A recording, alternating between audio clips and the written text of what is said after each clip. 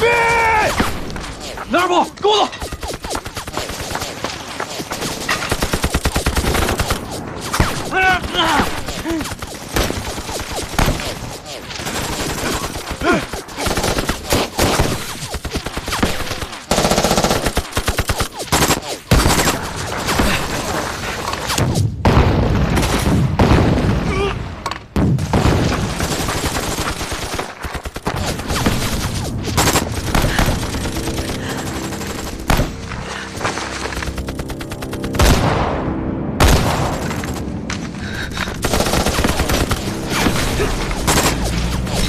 装甲车亮亮，500米的，开始跑！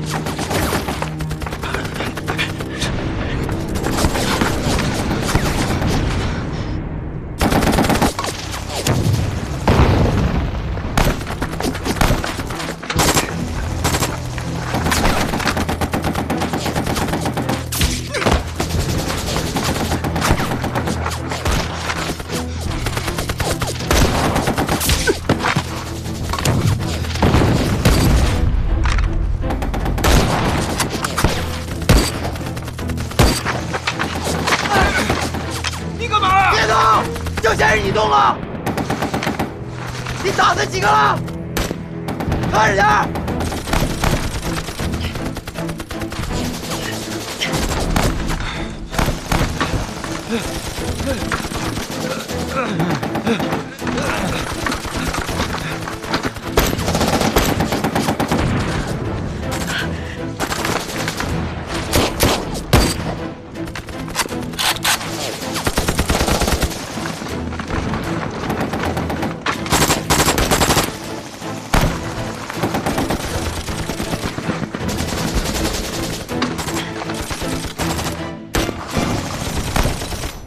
亮子，看准了就打，打完就趴下，听见没有？当然趴下。开枪！开枪！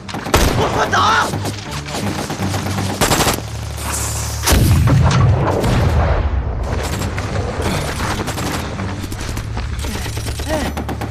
蹲下！蹲下！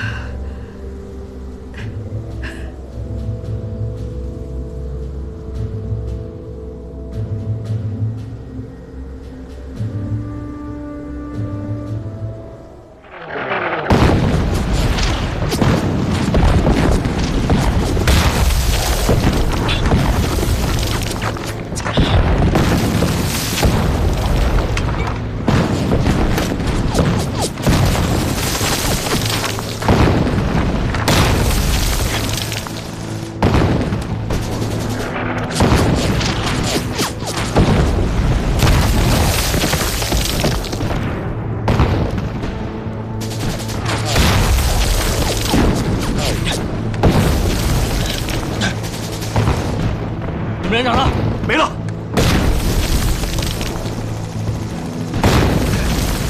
指导员呢？也没了，都举手。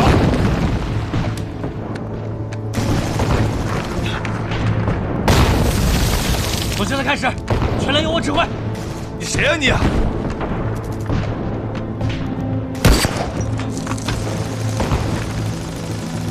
我邱二峰。邱二峰，你们还有谁？啊！跟着我，擦死走！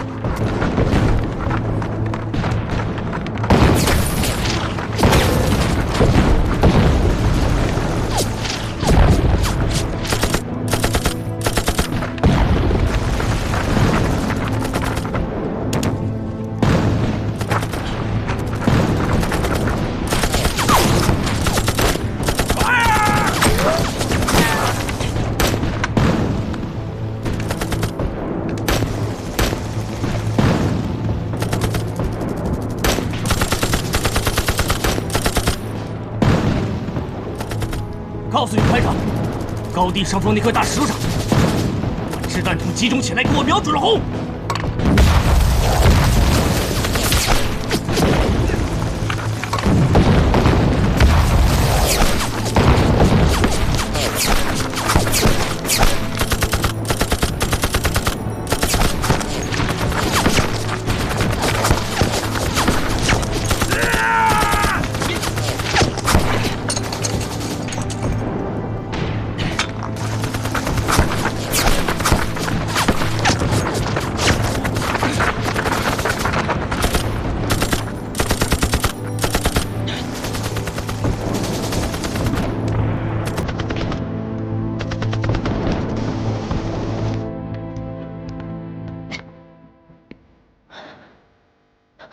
降你的职务是组织上的决定，是对你所犯错误的惩罚。我闺女的事儿，是我们个人的事儿。今天翻篇了，我们两清。马天，我对不起3万，对不起您。你们毙了我吧！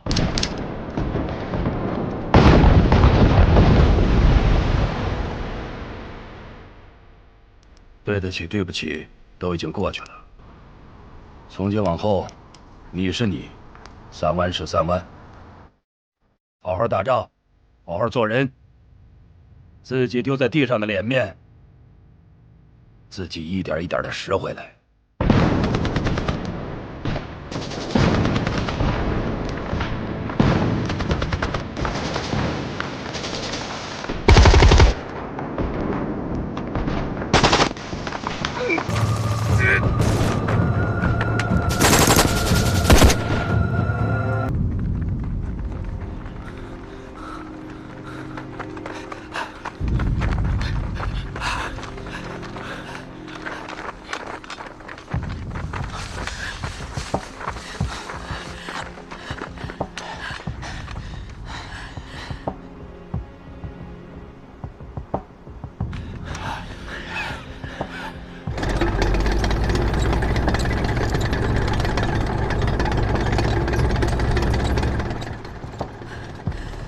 团里的命令是要求我们封锁公路，并不包括已经抵达渡口的敌军。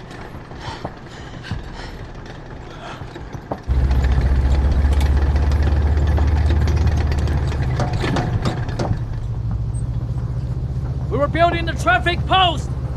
Move the track. It's blocking the way. Leave the road clear.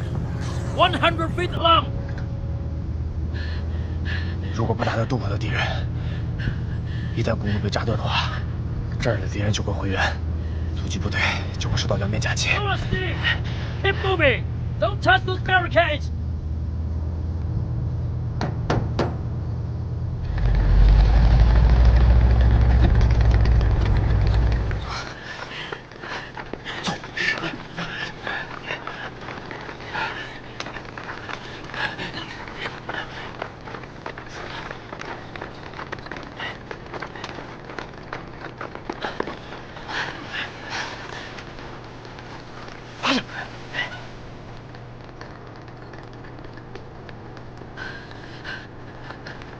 不管你有多少办法，都得先解决掉坦克。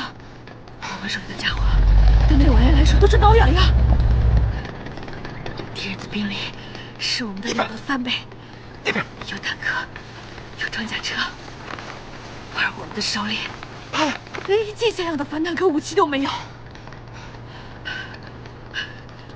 其实也不能这么说。什么不能这么说？你还能再变出一个火箭筒来？其实，咱们还有一件反坦克武器呢。什么？知道吗？对坦克威胁最大的反坦克武器，就是另外一辆坦克。废话，咱们现在要是有辆坦克，你想怎么打怎么打。问题是咱们现在有吗？没有。我真想揍你！哎，你别忘了，咱们这儿还有个会开坦克的人。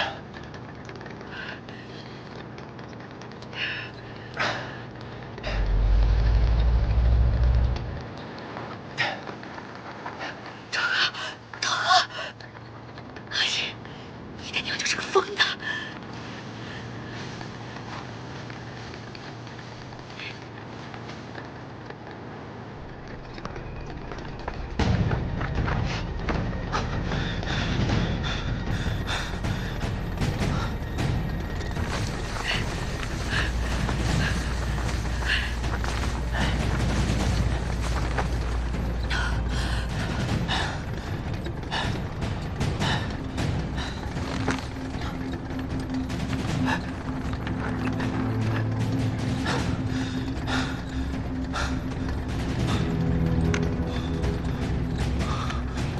坦克，1分40秒，1个来回。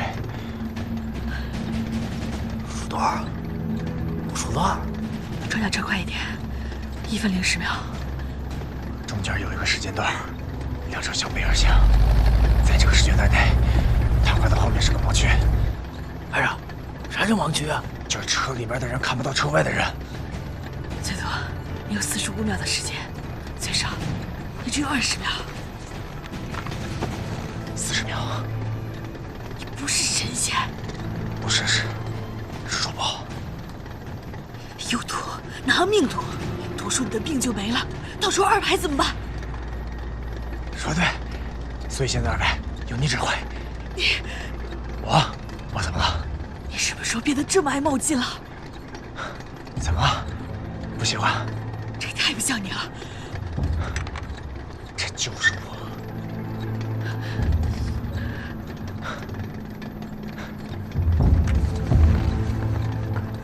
Keep slurred. Look around. 我跟你说，我只要一过去，立刻干掉这个当官的。赵哥，赵哥，他这是去送死！送死！妹妹儿，他命是我的。你们都疯了吗？哎！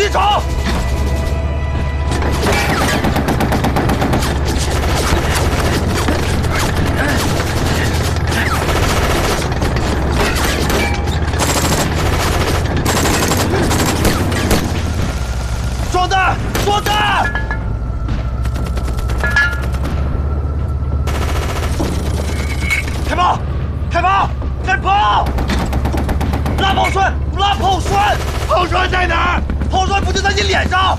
拉炮栓！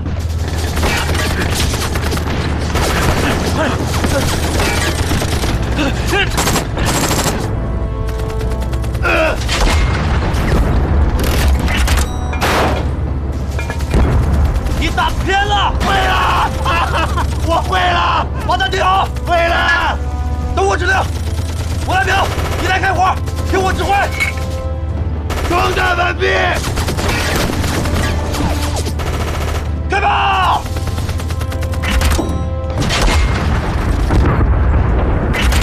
打压，没住！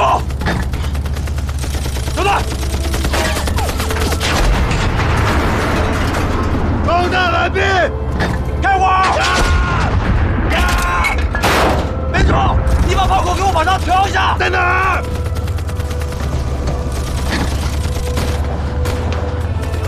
装弹的口，右边那个红色撞墩。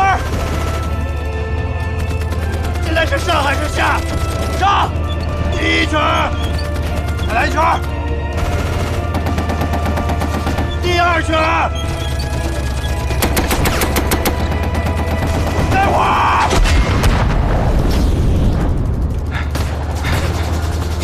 中了吧？中了！继续装填。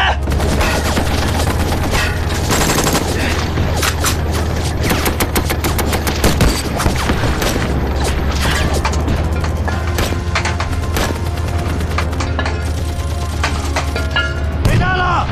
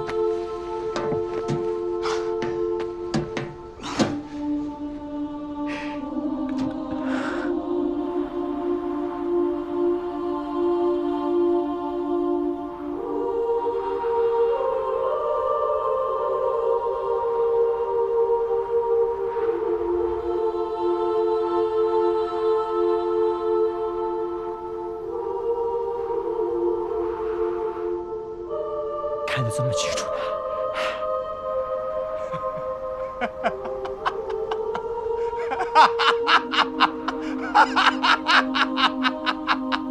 赵贺，这东西怎么弄啊？你告诉我。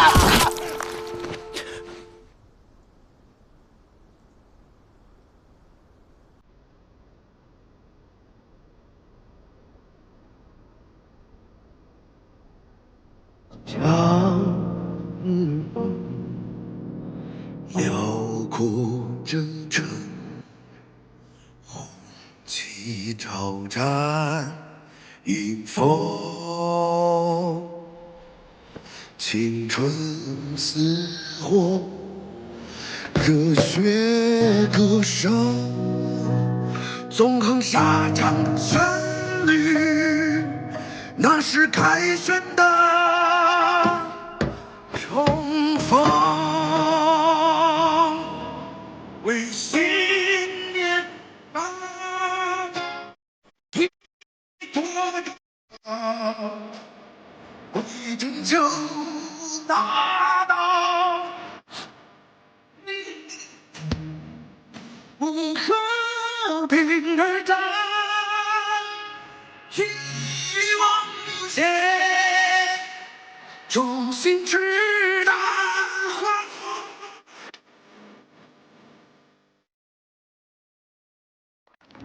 生理盐水400毫升，静脉滴注。做手术时再注意些。太晚了，不能他妈这儿小心点。大夫，朱大夫，大夫，人呢？这边，大夫，大夫，大夫，大夫，大夫，同志，冷静一下，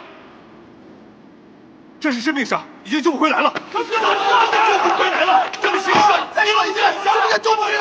快救！救不回来了！你再说一遍，信不信毙了你？根本救不回来了！放下枪，放下！你救都没救，你怎么知道救不了？这不是科学，是见死不救。同志，你不要乱说话。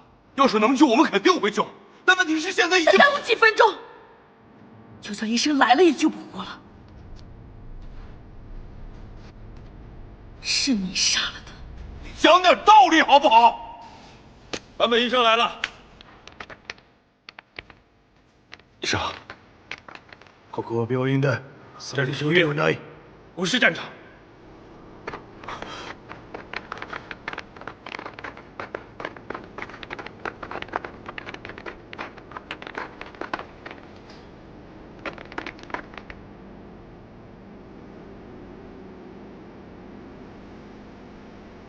彼の血液型は？他什么血型？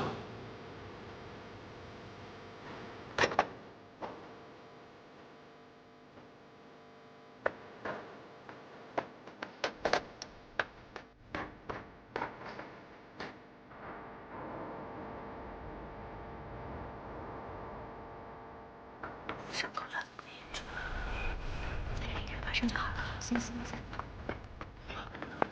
伤感。好。这怎么是个日本大夫？坂田医生是反战同盟里最好的外科专家。他还有多长时間？まだどの時間がかかりますか？今のこの状況ならばおそらくもって1週間。如果在这里的话，他能坚持1个星期，那就是个奇迹。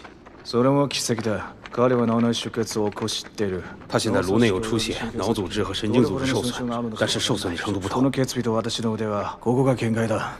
在这里没有设备，我也没有这方面的经验。できれば他の病院に移して如果可以的话，最好让他转院。那到底能救还是不能救啊？你是医生，不能推卸责任。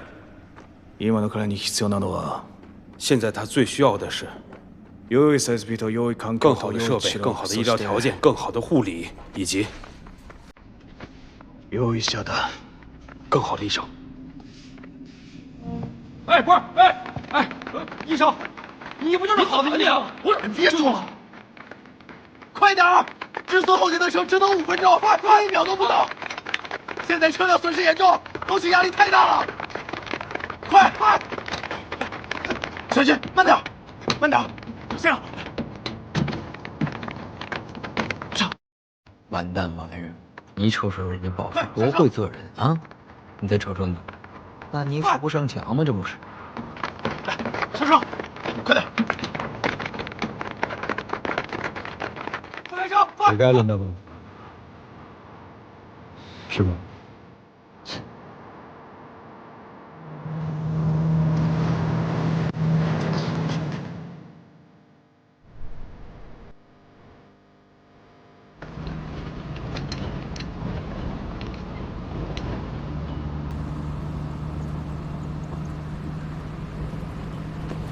来，我给你举着。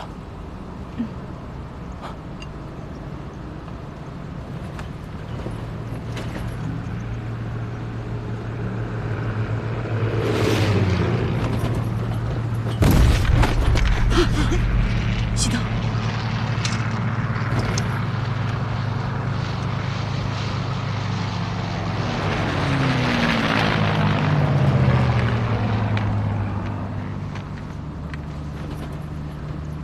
离天亮还早着呢，你歇会儿吧。没事儿，你其实不用跟来。这个时候，你应该跟三排在一起。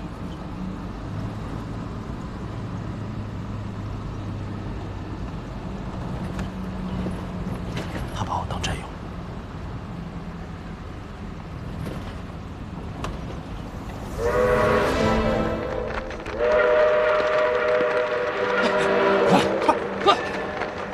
快，慢点，上。小心点。是啊，来，快，接着，慢点。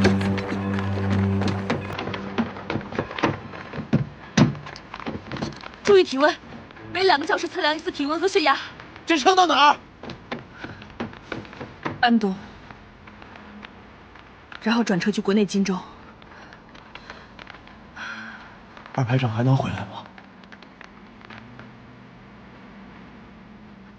能活下来的几率都很小，就算死不了，一辈子睡在床上，吃喝拉撒都在床上，叫不醒。二虎，二虎，二虎，我要跟排长回去。后方有人照顾排长，用不着你。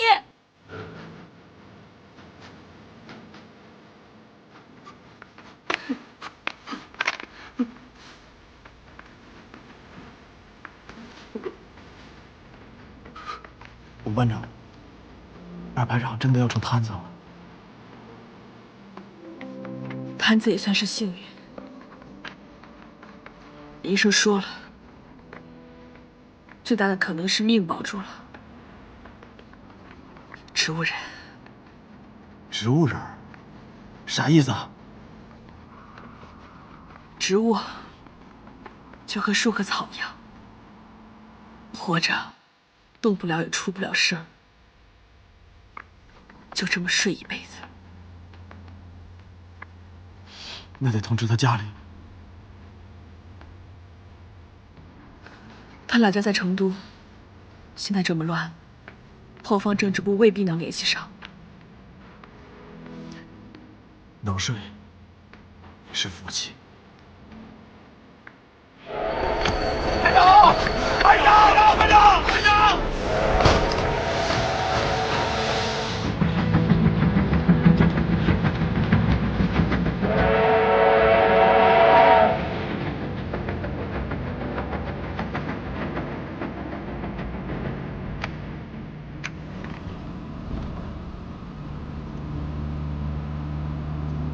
想什么呢？啊，想老娘。你老家哪里的？塘沽，海边。我们那边啊，下海的多。我爹活着的时候，家里面有条船，后来他没了，我老娘就给别人补网子。我参军的时候，他哭得不行，就怕我没了，剩下他一个。后来没托人送信回去啊？送过2次。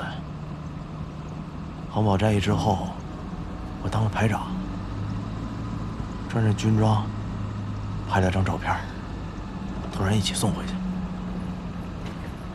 在河南整学又送过一次，让他不要担心。我跟他说，仗快打完了，等打完仗，我就复员，回去陪他。仗打完了，你准备回去干什么？我想把我爹留下那条破船修修，给娘娘上几炷香，出海找神儿。娘娘？我们那边的人都供娘娘。天津老城里有个娘娘宫，每年的香火旺得不得了，都是我们这些个海货给供奉的。那海上呀，风大浪大，有的时候风平浪静的，转眼就狂风暴雨，那浪比城墙还高，真的是龙王爷打个喷嚏，我们就得歇半个月。那应该供龙王爷啊，怎么供娘娘？龙王爷是搞事儿的，娘娘是平事儿的。龙王爷吃人，娘娘救人，当然供娘娘。你说的娘娘，是不是南方说的妈祖啊？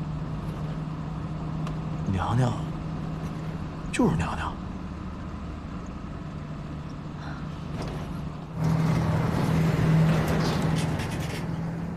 天快亮了，也不知道前面怎么样了。北岸扫清了，估计应该快渡江了。赵河重伤，你又不在，3个排长缺编2个，才这么2天时间，连长和指导员应该会等你回去。天放是老兵，老革命，指挥部队没问题。他不如你。谁说的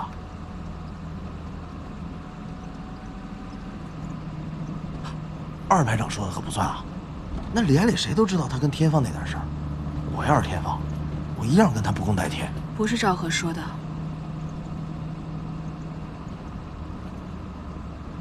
等过了江，估计团政治部就要找你谈话了，提前恭喜了。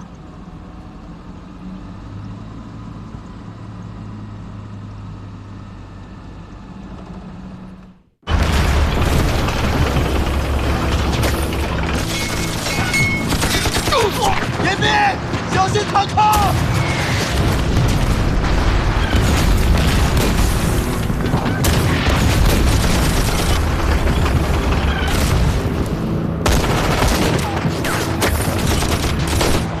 把2颗上来！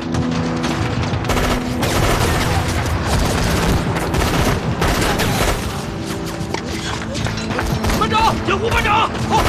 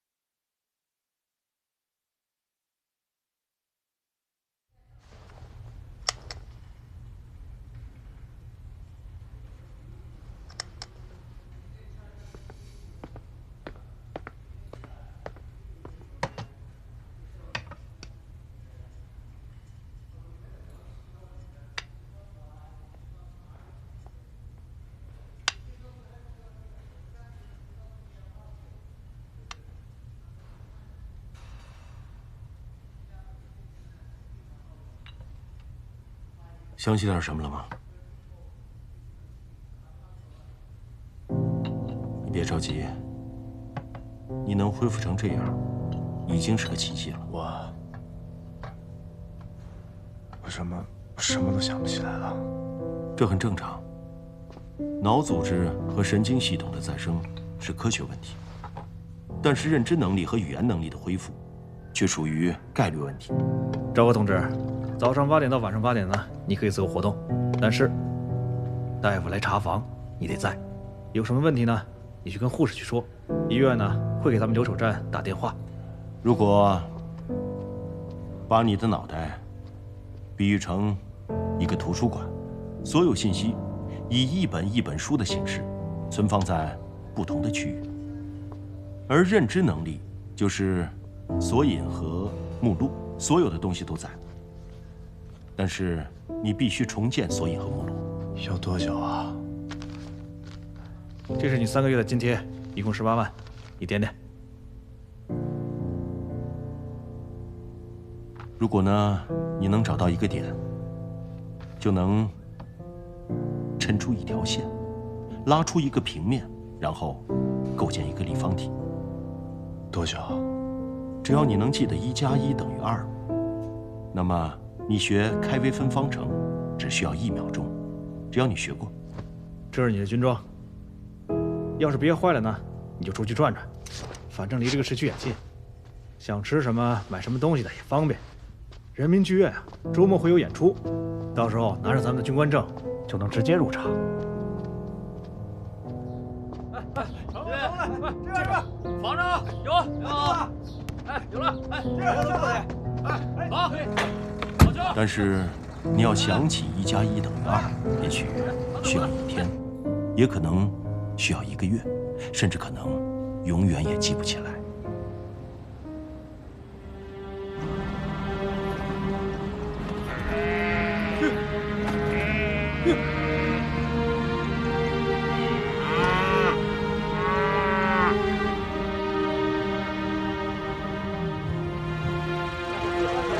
走，来，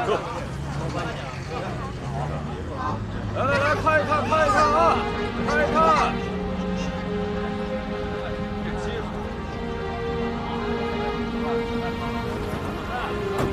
就是这儿。有好再来啊！去吧，晚上6点半还在这儿接你。你写这里就可以了。来，下一组。在那边。没有说问题。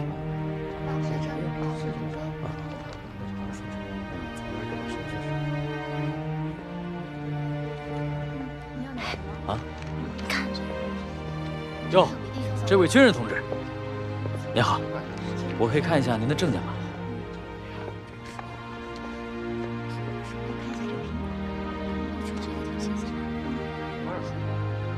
来，排长同志，请随我来。来，来这边，来让一下啊，来，给您包好。哎，劳驾，谢谢啊。我来吧，哎，各位顾客同志，请大家发扬一下你们的风格，让一下咱们这位志愿军同志先买，好不好？我不买。哎，这边请。来，1张20，颜色亮一点。哎，好。按照咱们的规定啊，前线归来的志愿军战士，凭证的话都有1张20的花布。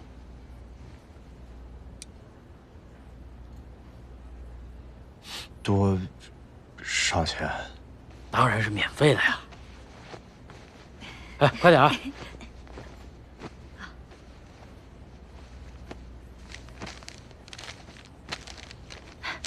给。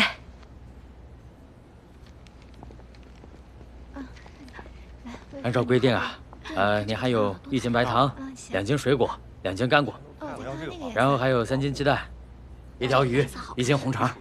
另外啊，您还有1双瑞福祥的厚底布鞋。谢谢。这些啊都是免费给您的。这买的有点少吧？这孩子太多了。实不相瞒，我要不是实在赔不起的话，这矿石收音机我都想免费送您1台。是啊。要是您想买的话，对，我就收您一个成本价。谢谢啊。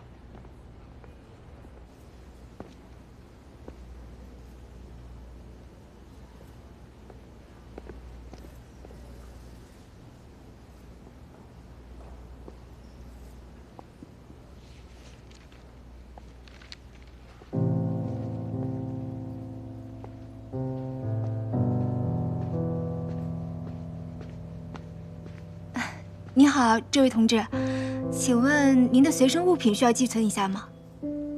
啊？您给我吧。好。您放心，东西放在我们这儿啊，一件都不会少的。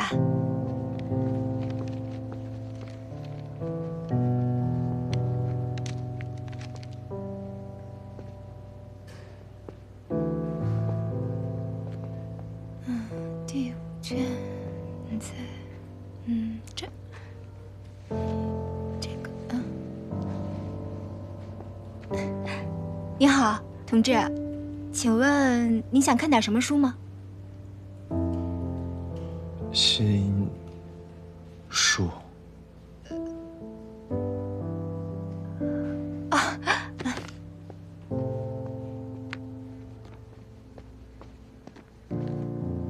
毛泽东选集，1944年。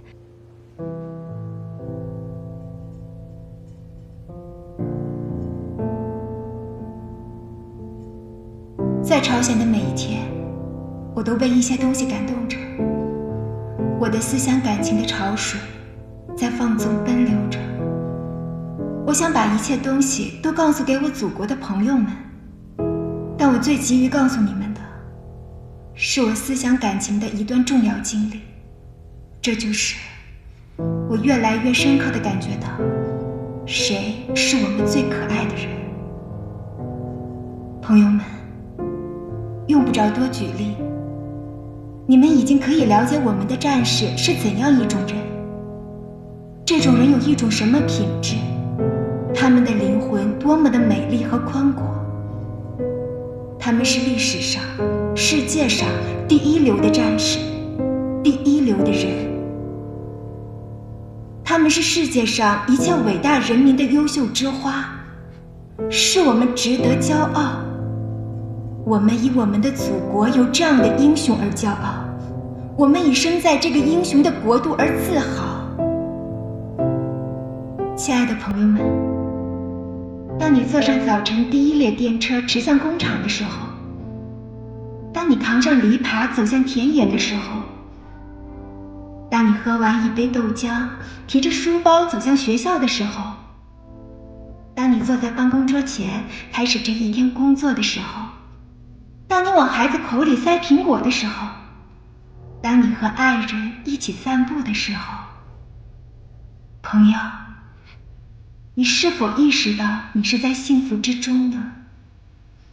你也许很惊讶地说，这是很平常的呀。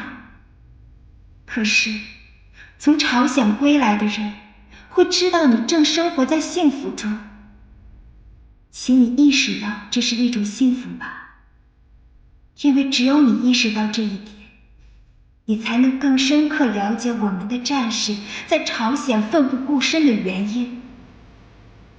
朋友，你是这么爱我们的祖国，爱我们伟大领袖毛主席，你一定会深深地爱我们的战士。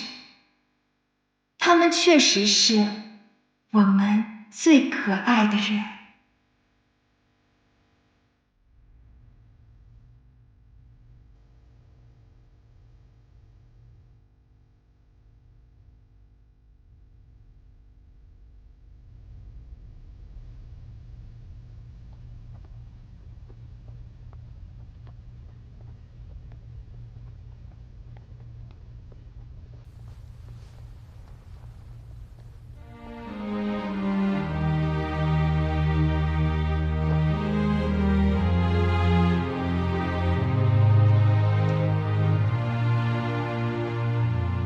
志愿军同志，同志，您能给我签个名吗？签什么呀？什么都行。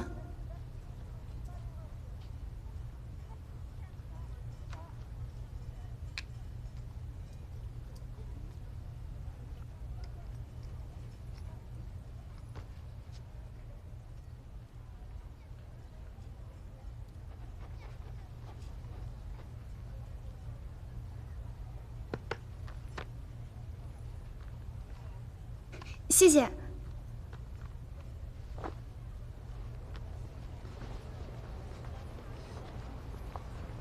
你写信吗？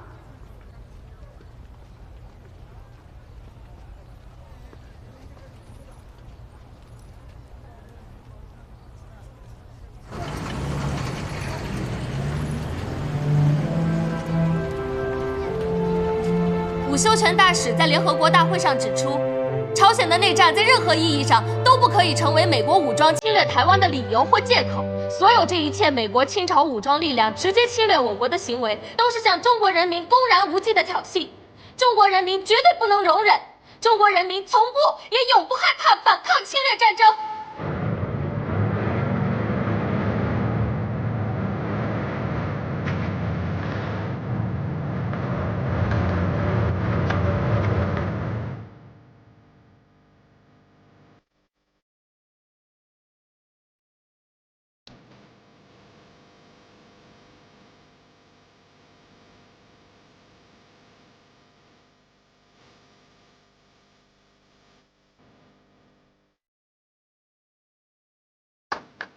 恢复的不错，有想起什么了？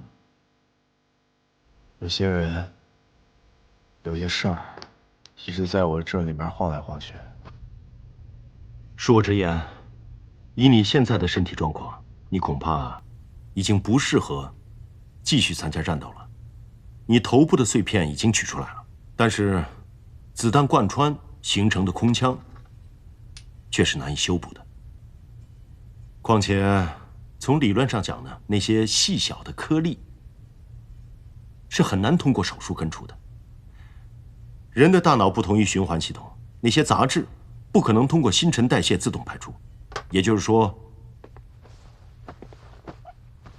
你这一辈子都要带着它们过活了。那我还能活多久？这我不知道。人的大脑是一个复杂的系统。从医学上来说呢，哪怕是切除1/5，你仍然可以活着。况且实际上，你往这个系统里面扔一颗黄豆，也可能把它卡住。到目前为止，我要跟你说的是，你的外伤已经痊愈，但是呢，后遗症、并发症随时可能发生。以后你可能会没灾没病，平平安安的活100年。但是也可能在明天早上死于脑溢血。但是最大的可能就是你脑中的残留物会在某种程度上引起思维障碍。其实啊，在某种意义上来说，现在的你并不是个完整的你。那我还能回去吗？回哪里啊？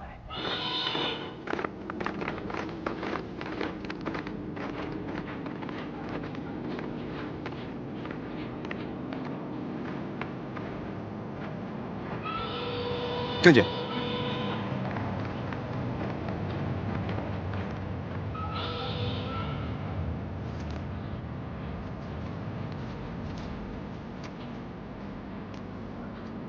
跟我来吧。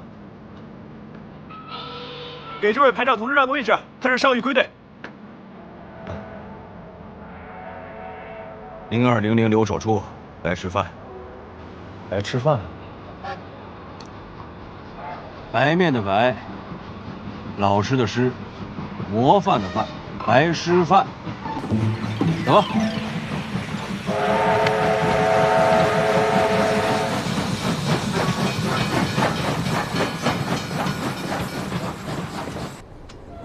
我眼下在军分区警卫营剿匪，川西土匪可不比川北少。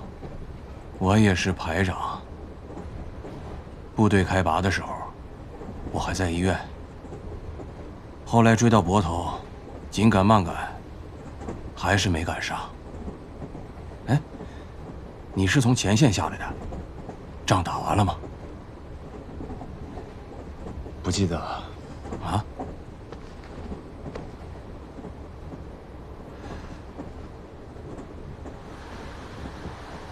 好家伙，你真命大呀！你这是怎么回事啊？嗨，手榴弹炸的。当时首长就在车上，我们军的老政委，行署主任。手榴弹扔下来的时候还冒着烟呢，我抓起来就往外扔，空中就爆了。那大夫说，送到医院的时候，都说救不活了，瞎扯。哎，除了少一零件，哪儿都好着呢。你命也挺硬啊。哎，还是想上前线。部队走了，把你落下了，搁谁心里都不是滋味。心里不安生啊。可不嘛，睡觉都睡不踏实。哎，对了，你刚才说你是哪个部队来着？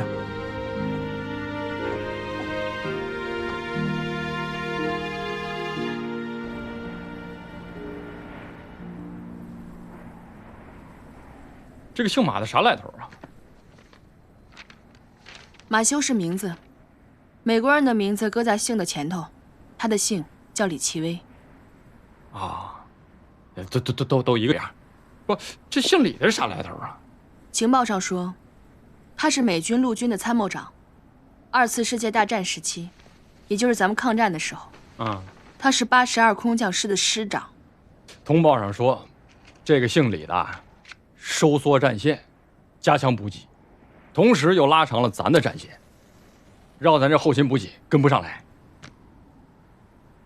没见着那什么麦克阿瑟的比他有多强？也不能这么说，咱是10月底过的江，40多天咱就收复了平壤，70多天咱就攻克了汉城，然后呢，啊，3来月，咱就沿着这汉江来回拉锯，不痛快，不明白，这个姓李的，就是跟这个老麦头不一样。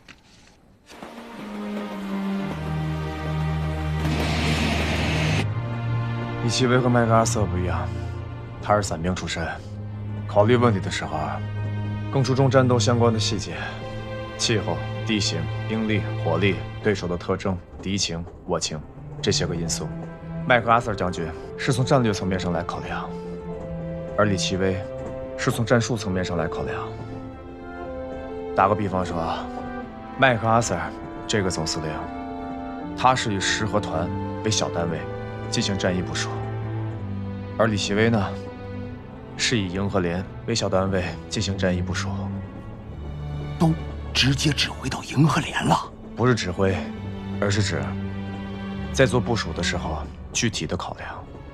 也就是说，对于底下的部队所遇到的具体困难和具体问题，麦克阿瑟顶多考虑到师长和团长一级，而李奇微能考虑到营长和连长一级。那为啥？因为他是伞兵啊。伞兵？这伞兵又咋了？一个师的兵力就这么从天上这么飞下来，很有可能会分散在几十公里甚至上百公里的范围内。也就是说，在这样的作战条件下，如果你是师长，从飞机上跳到地面上以后，你指挥的很可能不是一个师，不是一个团，甚至不是一个营，而是一个连，甚至一个排。啥玩意儿？一个排？那他这师长还咋当啊？没办法，事实上，能有一个排就不错了。在空降作战当中，就算一个师长身边连一个兵都没有，身上一把枪都没有，都是很正常的。因为一架 C-47运输机最大的运载兵力，也就是一个排，而且这一个排跳伞的时候，还未必都能跳到同一个地方。作为指挥员，也只能因漏就减，能收拢多少兵力，就使用多少兵力来作战。有收拢一个排就用一个排，有一个班就用一个班。所以说，一个步兵师的师长可能早就忘记了如何当好一个连长，但一个伞兵师的师长，无论在任何时候都必须是一个合格的步兵连长。呀，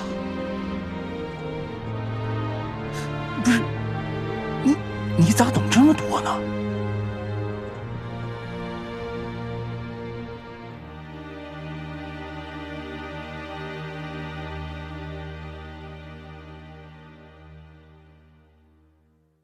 是，边听我跟大家说一说啊。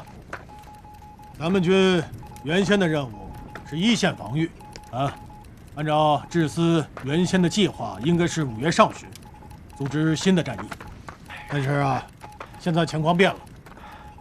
联合作战司令部认为呢，美军很有可能在我军的侧翼发起2栖登陆，我军就会面临双线作战。为了避免我军的双线作战，这次决定把5月上旬的战役计划提前到4月下旬。而我军呢，现在面临的正好是敌人的2道封锁线：第一，汶山、连川、芝罘里、华川、杨口，还有圆通里以及甘城一线。以38线作为他们的防御。第2条呢，是以春川、议政府作为一线，是他们的第2道防线。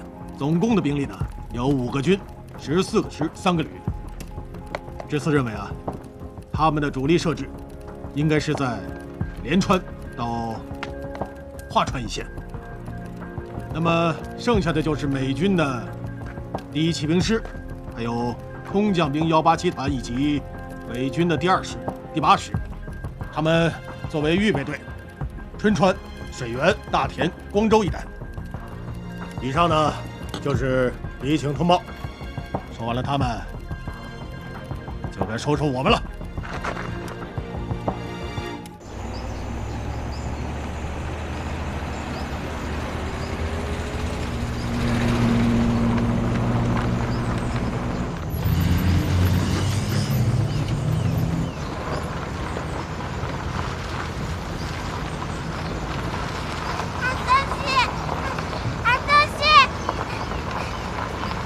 别追了！哎，别追了，小心！你饿了吧？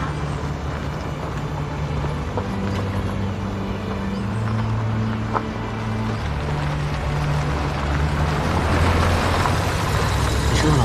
来，吃点东西吧。没事，慢点，别着急，慢慢吃啊。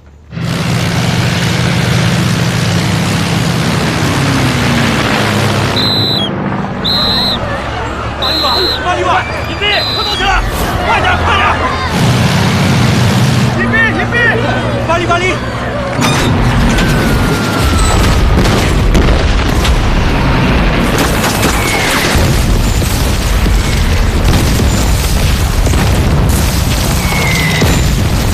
快下车，下车！坐着干啥呀？隐蔽，隐蔽！往路两边撒开！闪开！快闪开！隐蔽！巴黎厂长，巴黎，巴黎！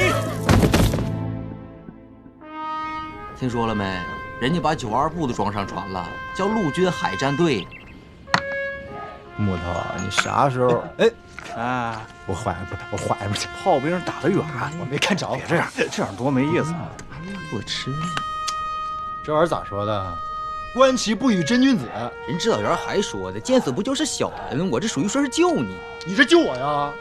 你救不救你？你这等于说是天放矢马，不定能咋，是不是大力？对，团长，就算不说你也赢不了木头，是吧，那坤子？闭嘴吧，马村，谁别说话啊？整不过你呢？看好了，你是骑兵，我是炮兵。你那个炮，你敢宋天宇，你看看那个炮。啥？哎你又赖我，你这不就好了吗？连长来了。哎呀，天放，这让人给你打的。来局，就你啊？哎，人呢？进来。这不是。来介绍一下啊，1排长陈天放，1班长周念宇三班长孙坤生，这是神枪手木远，你叫木子就行。机枪班班长马大力，你叫马烈就行。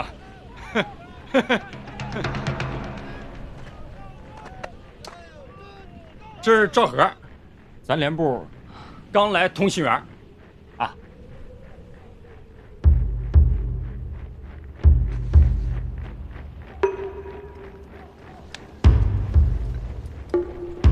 指导员呢？指导员出去了，连长。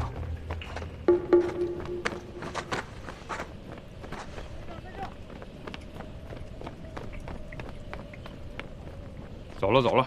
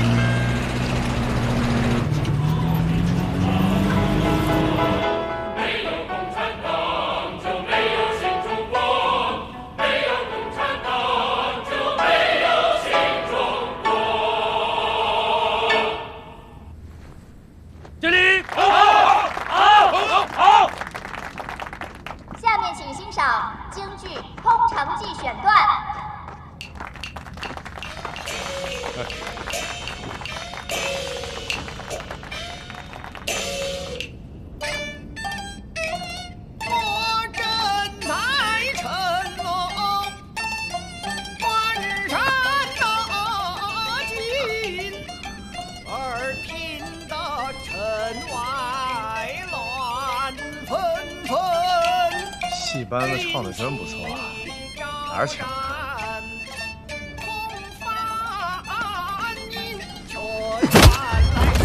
陈金二，干哈呢？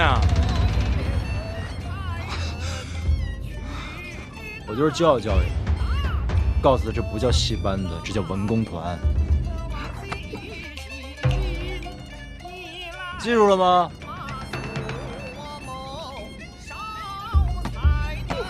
问你话呢？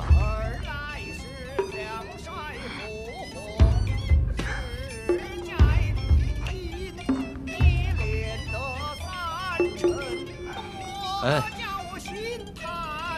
长点记性。咱们队伍不分369等，人家给你唱戏不是唱堂会呢，台上的人也是咱们的兵。把陈天放关禁闭。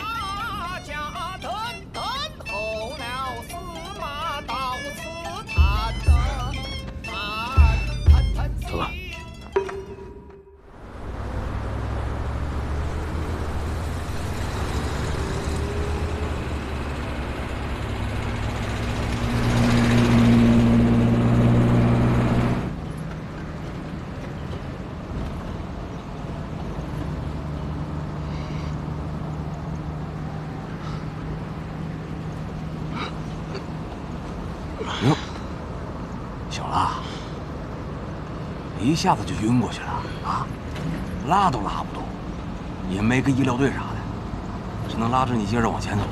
待会儿到了兵站，下车之后找个烧烟车回去。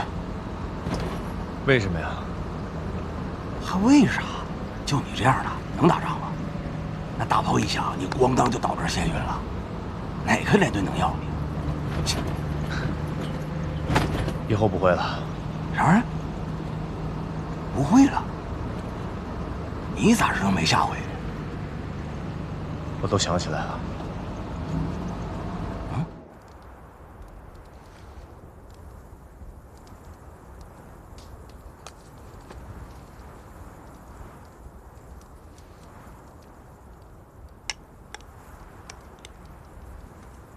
咋的，天放？还寻思呢？ 这都多长时间了？我没寻思，我就是不甘心。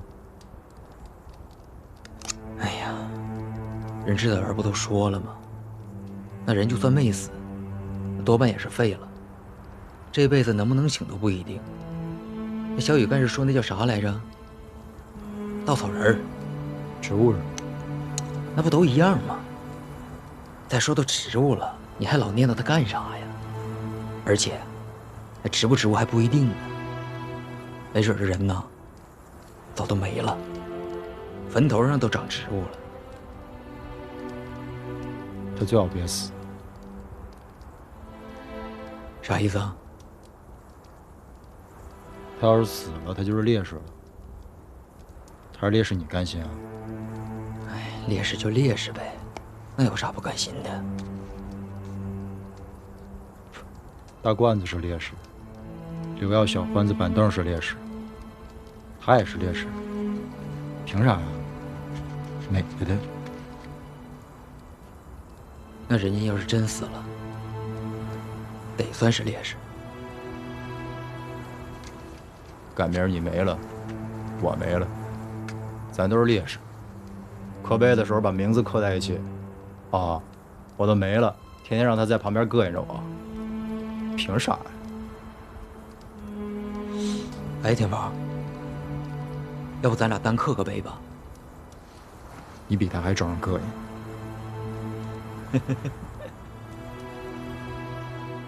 1排，田芳，2排3弯，都不用操心。你现在最麻烦的就是这个3排。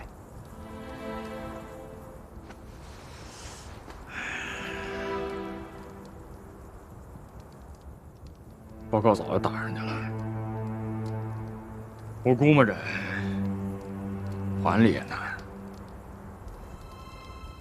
从入朝到现在就一直打仗，兵员还好说，后方的新兵补上来就行。最麻烦的是干部，尤其是班排一级的。你就说2排，都换了3排长了，财神没了，昭和废了。你说3湾又是个女，你说要不是我实在没辙，我选谁我能把她弄上啊？唐大成，你能不能不戳我心窝子啊？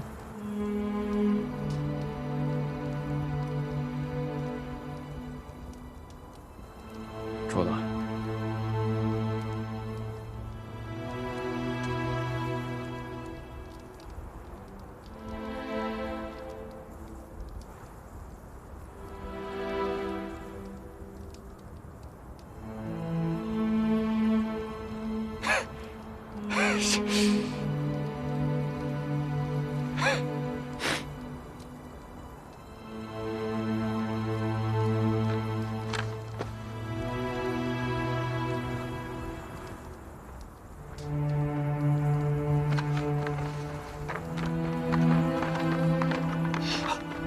排长，真的是你！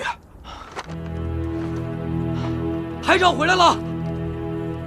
排长回来了！排长哎，是啊，哪儿呢？排长回来了！是排长！排长，排长，排长，排长，排长回来了！排长，排长，排长回来了！排长回来了！排长，排长你回来了！排长回来了！排长回来了！是排长，排长又回来了！排长好！排长，排长好！排长，排长，排长，排长，排长，排长，排长，排长回来了。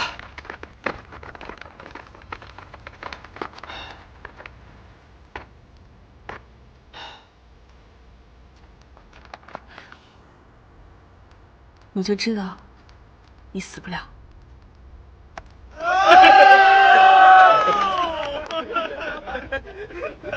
他们都在，我把2排还给你。哎，那可不行，排长是排长，代理排长也是排长，一个都不能少，对不对？就是，一个都不能少，不能少。咱们有俩排长，过去啊！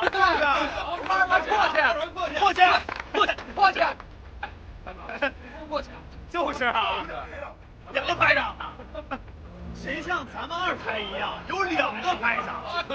真是，这个挺有难的呀！啊！哎，怎么没看见3排长？厉害排长，啊！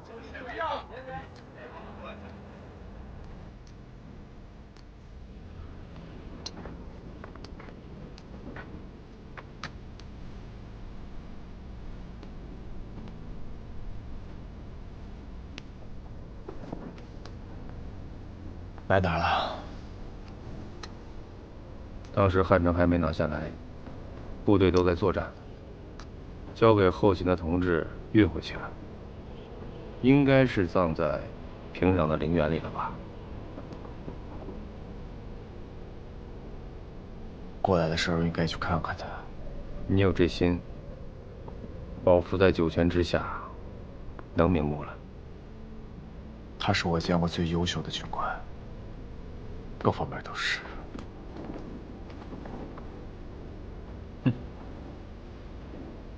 背啊！团里任命都下来了，我算是明白了，咱连呢就不该有副连长。正好，你回来了，我跟连长正犯难呢。我去3排。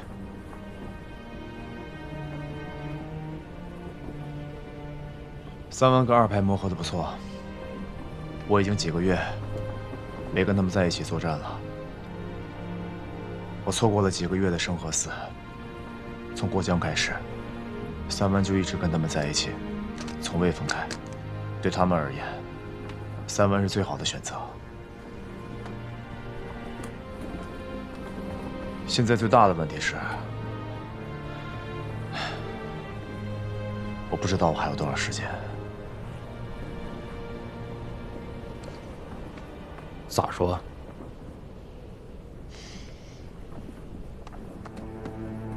我这里跟以前不太一样了，不管是思维还是反应，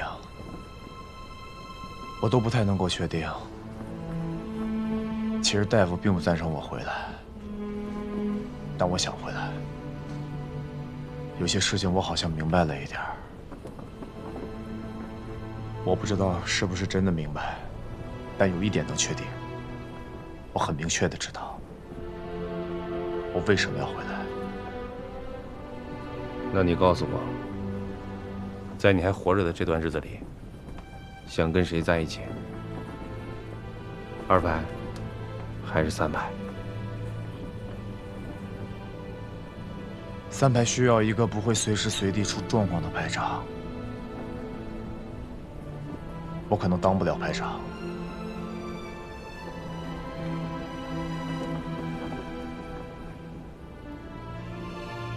但我想，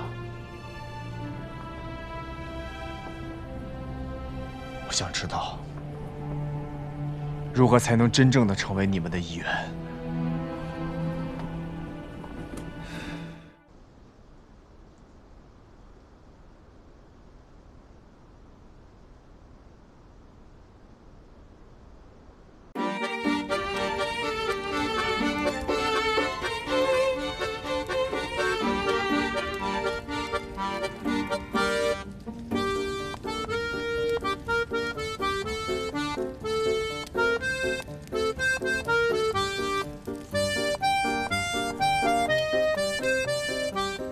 梅子以前是跳民族舞的，这种节奏快的，她总是跳不好。这是私下下了苦功夫了。这男孩叫冯月朗，是她男朋友。虽然关系没有公开，但其实大家心里都有数。部队里在这方面管得严，228团他们的条件都不够，但他们商量好了，等全国解放了，就退伍结婚。要说你们那个什么团啊，还管男女关系啊？当然要管，这是部队。对，跳真好。这啥曲子？啊，注意点。triệu员，真好，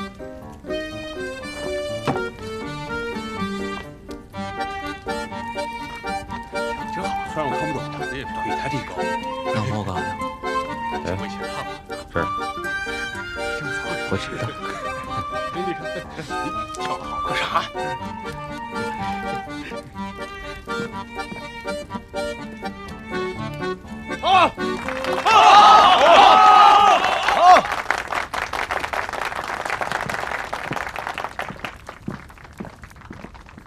这个是叶菲菲，是报幕员，外号各位战小黄友，下面请欣赏豫剧《老征东》。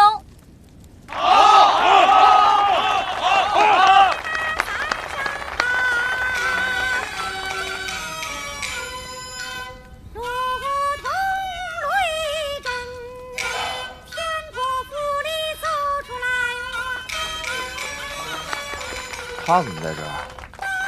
谁啊？就那个人。谁啊？哎，我说你们文工团里头是不是有个叫白吃饭的？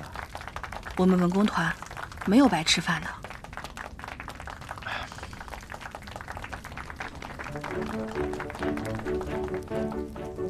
吹小号的叫陆立新，上海人，电影厂出来的，平时就喜欢搞怪，跟洋人打过交道，会说英语。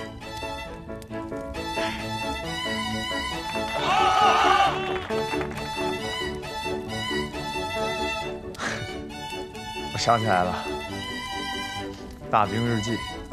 他的这些玩意儿，我从来都没有听懂过，你能听明白啊？我说你之前没看过电影吧？哎，我又不该问。从不会说话的时候就进部队了，上哪儿看电影去？谁跟你说我没看过电影？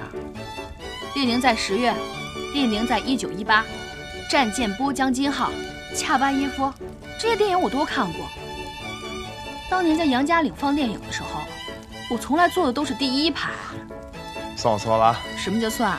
你就是错了。怎么着？美式装备的战车连，看不起我们土八路啊？不敢啊，这个真不敢。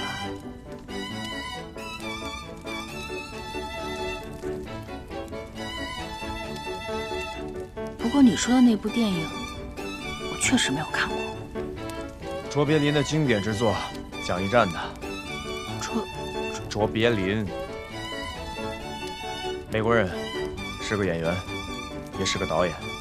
难怪老陈到现在还管你叫反动派。你脑子是不是坏掉了啊？出什么幺蛾子？他自己看不懂。闭嘴！大苗，雨队，这当了队长，脾气见长啊。大雨，你先出去，一会儿找你算账。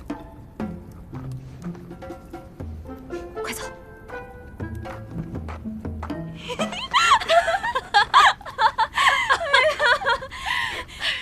你怎么来了呀？你不是应该在老部队吗？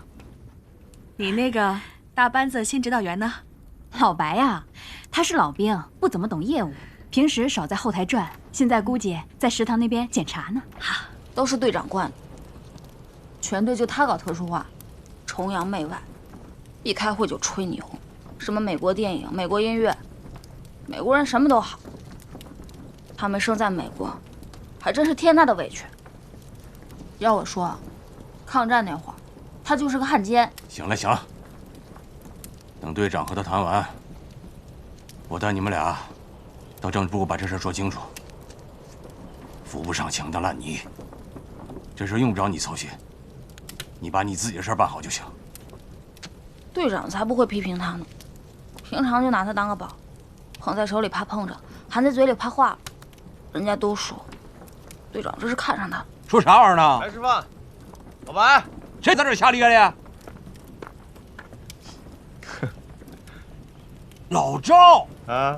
哎呦，你怎么来了？哎呀，也不告诉我一声，真是的。那啥，你那个事儿，我这两天抓紧处理，你先回去吧。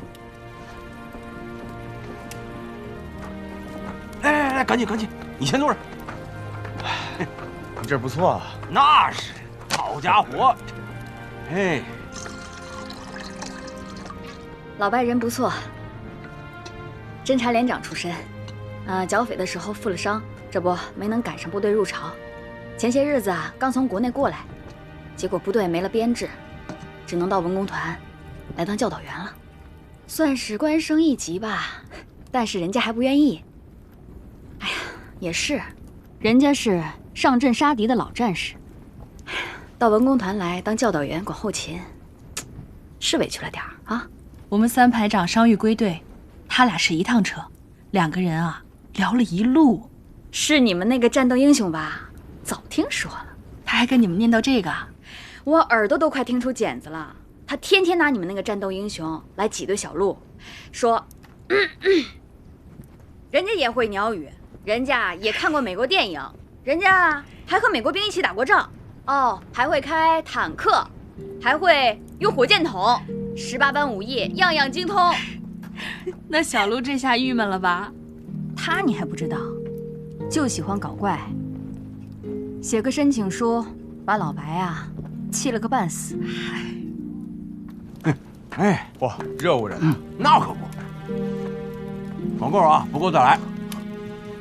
我跟你说，我们这个文工团有一小子，那是要本事没本事，要能耐没能耐，还弄了一身那小资产阶级的习气，写这个入党申请书。他非给我整出个洋文来，说什么共产党宣言最早就是拿洋文写的，这样才准确。那他咋不整个大胡子贴脸上说自己是马克思呢？那不更准确？是不是？准确你家贵啊，准确。第二去了，出大洋相了，我告诉你，程主任拿给各营区展览，我这老脸完了。你真交上去了？咱哪懂这个呀？啊，咱是战斗人员，军事主管。你说这事儿，那连里都是归指导员管。你现在让我管这个，那不是逼着猎狗抓耗子吗？切！哎，问你个事儿啊，258团什么意思啊？啊？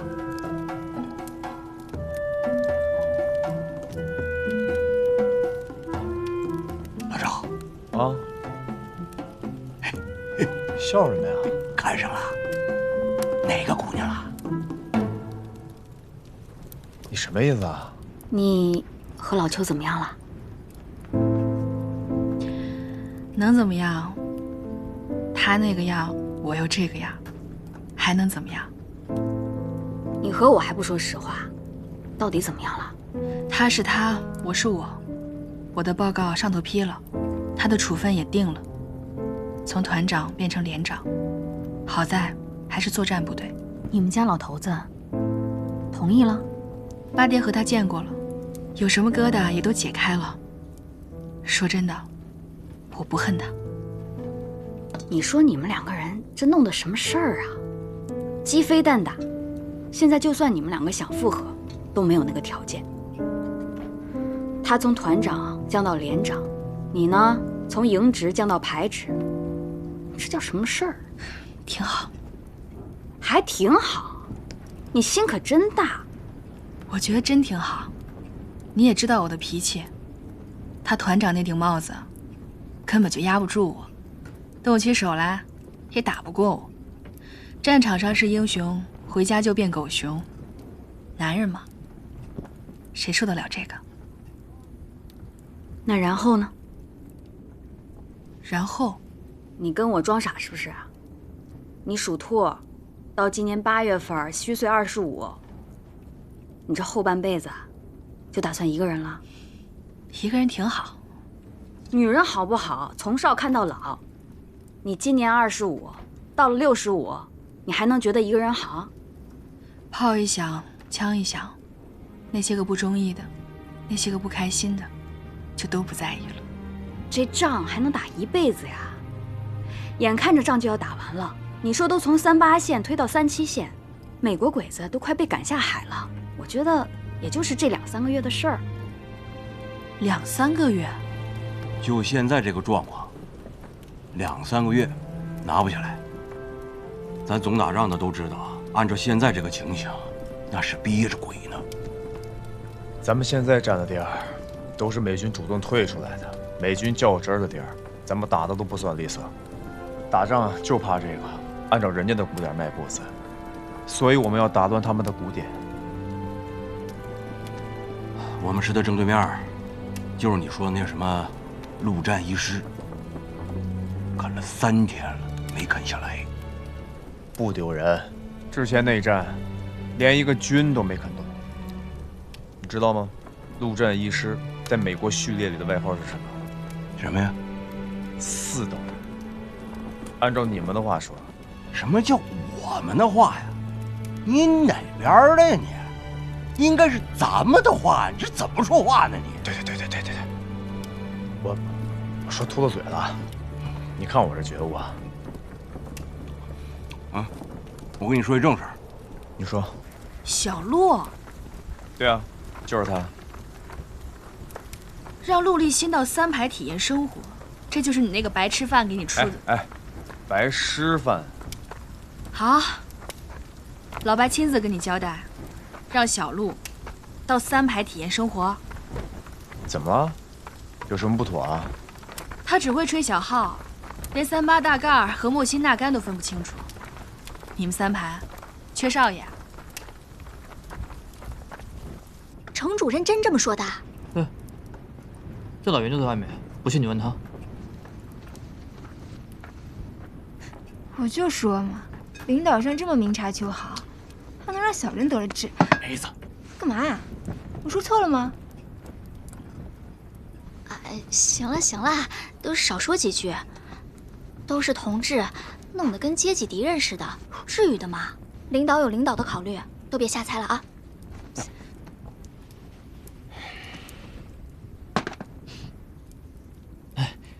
咱们接着聊，聊插曲是吧？局面这么危险吗？你没打过仗，我这鼻子从昨天下午就开始堵。之前在连队的时候，每逢打大仗之前都这样。那咱们什么时候撤离啊？随时。跟着师部走。死之后应该跟野战医院一起走，但是应该由作战部队先部署好了，否则路上不安全。刚才说那个电影插曲，就是美国电影里面的插曲，很多都是来自乡间的那个离曲，包括军歌也是，就跟咱们村子里那些小调都是一样的。那个歌词里不过都有些脏话，翻译成中文特别难听。刘立新，出来！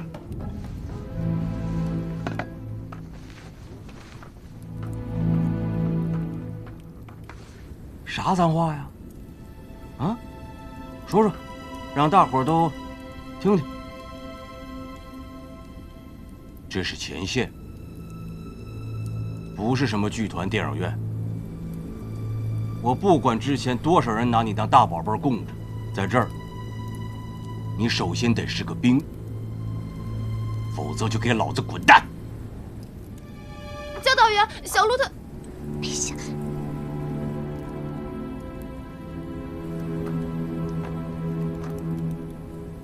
立正！看看你这样子，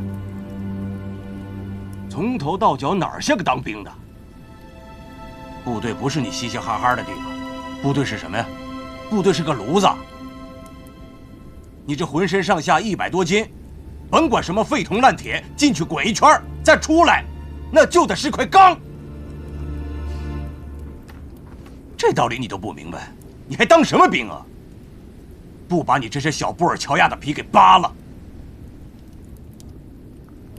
你就永远是滩烂泥，谁抓在手里都嫌脏。教导员，你的批评我接受，但人身攻击就不对了。啥玩意儿？人身攻击？你以为老子愿意在这儿跟你废话呀？我告诉你，部队都已经跟你联系好了，天一亮，卷铺盖卷给我滚蛋！到连队里边去给我好好见识见识，啥叫当兵，啥叫打仗。在战壕里摸爬滚打，能活过2天，你再跟我说啥叫人身攻击？否则别说你是文工团的兵，咱们队伍丢不起这个人。老白，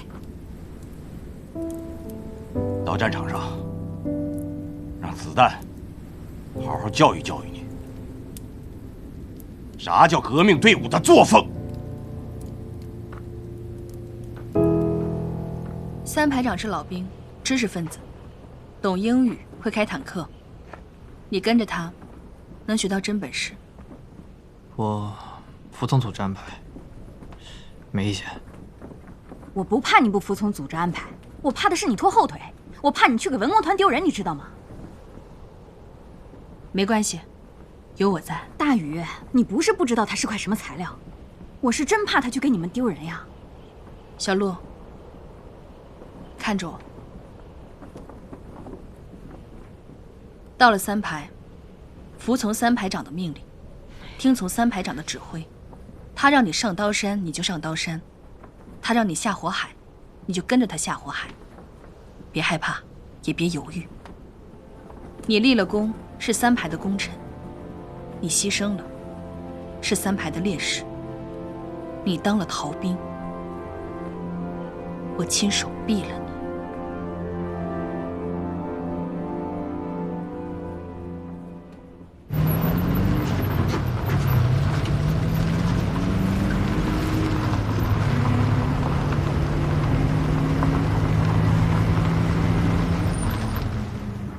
谢了啊，老钱。哎，李兄弟啊，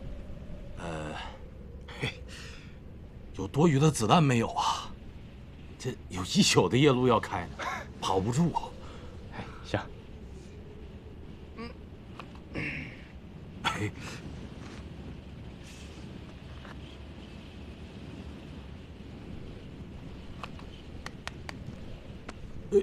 都给我了，这不好意思，要不你再拿回去2个？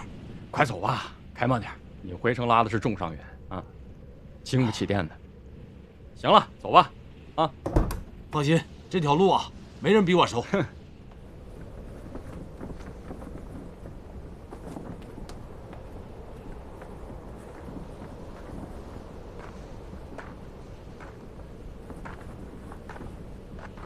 连长，命令下来了吗？水浩，紧急集合。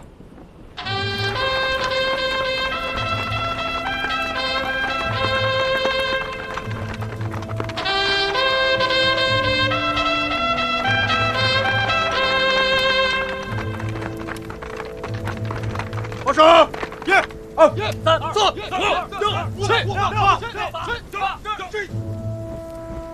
连长同志，1排应到34人，实到34人，列队完毕。报告连长，2排应到35人，实到33人，列队完毕，请您指示。报告连长，3排应到34人，实到34人，列队完毕，请您指示。报告连长，机炮排应到29人，实到29人，列队完毕，请您指示。全体动用，立正，不进。1、全连行装，除了武器弹药干粮之外，其余的一律留在营地。2、行军期间严格执行纪律，令行禁止，拉屎撒尿要报告，不许擅自离队，不许交头接耳，没有命令不许开枪，不许暴露目标。各党小组和战斗小组要负起责任来，听见了没有？听见了。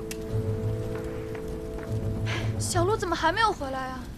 教导员不带他们弄车去了吗？就算小鹿靠不住，教导员肯定靠得住。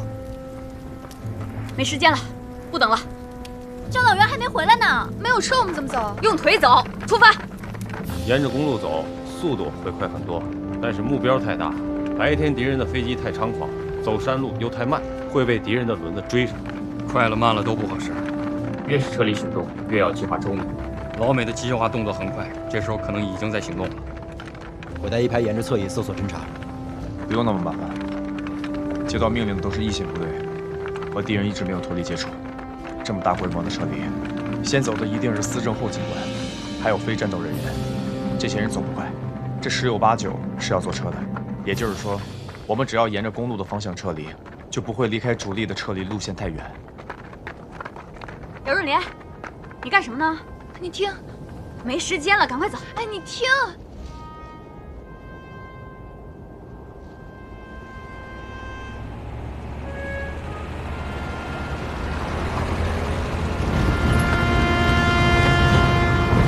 我们在天亮之前必须要到达马坪里一带，绕过鹰峰山之后，我们就进山，沿着山区走。白天敌人的飞机太猖狂，走不快。天黑之后，我们再回到公路上。这是猜测，需要确认。立刻行动，我负全责。来，快帮我一下，省长，快点，来，手给我。都上齐了吧？还有121个在划船。走。得，往这儿。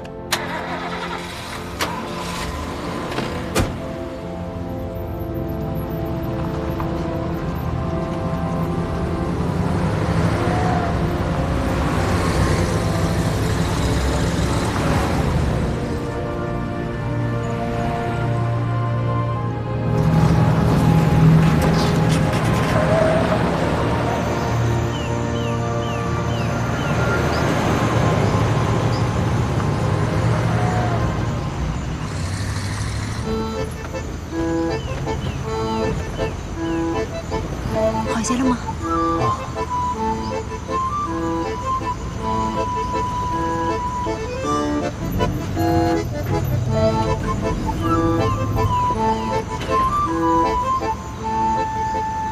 赵大元怎么了？一个人在那里吃辣椒？他在和自己较劲。大家这不是都安全撤出来了吗？可吗？他们连在华船那边打阻击，撤不下来了。他不想走，想留下，想和他们一起把血洒在这里。